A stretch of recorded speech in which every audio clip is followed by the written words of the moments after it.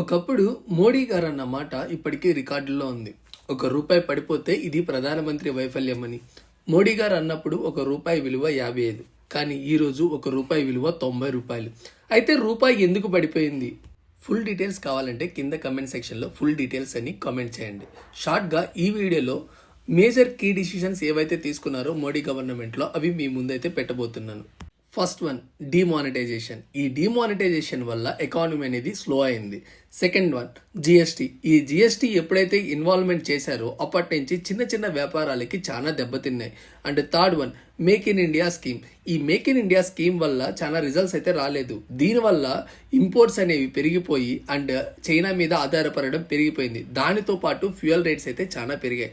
అదేవిధంగా మనకి 2019 నుంచి మనకి కరోనా అయితే స్టార్ట్ అయిపోయింది. వీటన్నిటి వల్ల రూపాయి విలువ పడిపోయిందా అని మీరు అనుకుంటున్నారో లేదో కమెంట్ సెక్షన్లో మెన్షన్ చేయండి.